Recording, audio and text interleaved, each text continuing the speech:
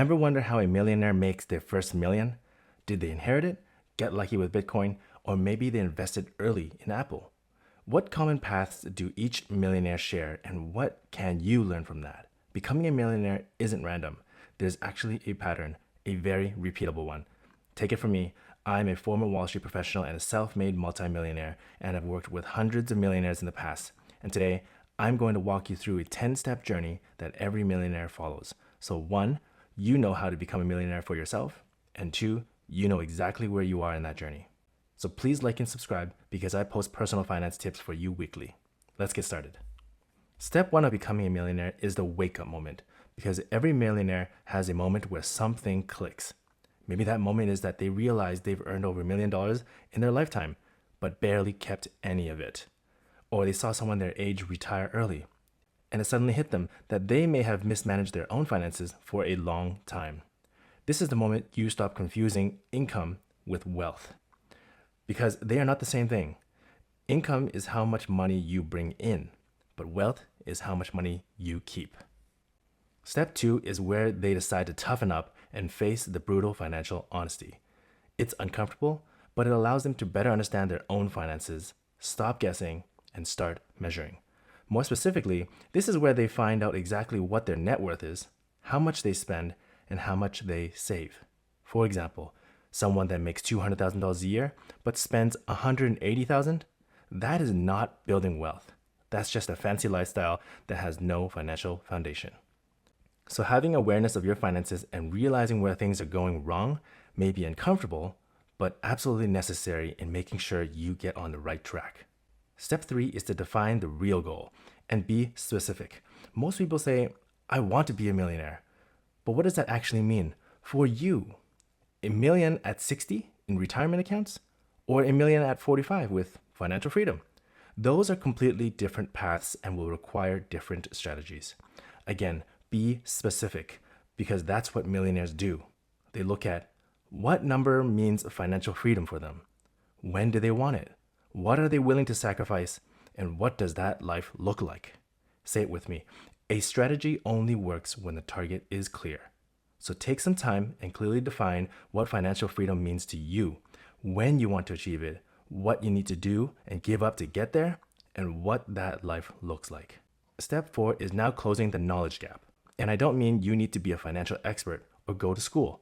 To be clear, you don't need to be an expert. But what you do need to understand is the game that you are playing. Things like how index funds work, tax strategies, how investments compound, and where your money is really going. Because if you don't understand it, you can't optimize it. So if you want to know more about how and what index funds are, and also some tax strategies that lower your tax burden, go to the description below because I went over these in a previous video. Step 5 is now building a system that makes it easy for you. This is where you set up a system that enables automated investing and savings. These seem like simple tasks to do, but this moves money before you even see it and takes the emotion out. The outcome from this is that you now have a system that actually sets you on the path towards becoming a millionaire without you even having to do it multiple times. Step 6 is what I call the boring middle, because this is where generally nothing exciting happens for a long time. This is where most people quit.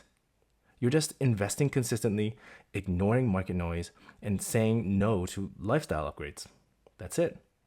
While everyone else looks like they're enjoying life more. Nothing fancy about this, and it's honestly just sounds boring. But to be honest with you, this is where millionaires are actually made.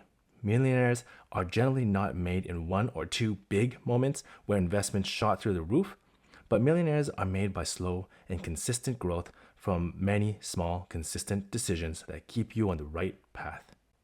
Step 7 is where the wealth breakthrough occurs, because at some point, something accelerates. Maybe that's a big bonus at work, or a stock payout, maybe a business win, or maybe it's a big real estate gain.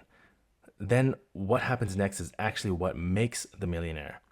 The people who are prepared for when these wealth breakthroughs happen will multiply it. The people who aren't prepared typically spend it. Millionaires don't react to money. They plan for it before it arrives. Step 8 is using tax strategies to keep money working for you. Especially when someone is a high-income individual, It's not just about what they earn, but it's about what they keep. This is where things like tax optimization, investment structuring, and strategic planning are important. If you're not optimizing your taxes, you are literally leaving money on the table.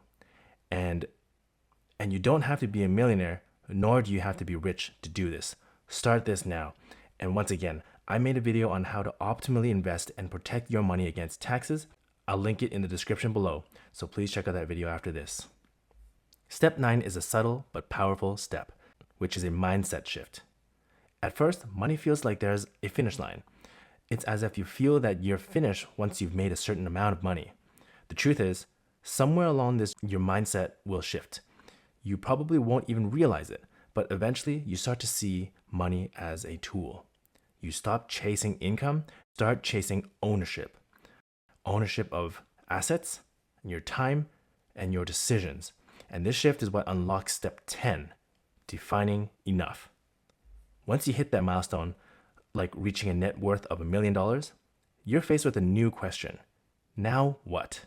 Do I need more money? Do I want more freedom? Do I want to have more impact on the things I believe in? And if you don't know what enough is to you, then it makes it hard for you to finally live your rich life and enjoy it. You earned it. So let me tell you, the people who win long term are the ones who define enough clearly.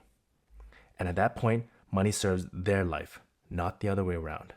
All right, so taking a step back and looking at this entire process, ask yourself clearly, where are you on this path? Because here's the reality. Most people watching this are already halfway there. They've had the wake up, they're earning well, they've started investing, but they're stuck, usually in the boring middle. In this case, they're on the right path, but just bored. Or maybe they have a lack of clarity on their own personal finances and their savings rate. Or maybe they have no real system that automates their investment and savings, making it difficult to stay disciplined and on track. So if you want to move forward, start here. Get clear on your actual net worth, build systems that don't rely on willpower, and stop treating your finances casually while taking your career seriously. The path to $1 million isn't hidden. You're already on it. The only question is, are you moving forward or are you just standing still? Tell me, where are you along this path and any learnings from you on your journey? And remember, I previously made videos on how to invest and tax optimize and provided the link to it here, as well as a video on index funds that pay you monthly. Go check them out, and if you like this content, please like and subscribe, as I'm your former Wall Street professional and self-made multimillionaire, and I bring you personal finance tips weekly.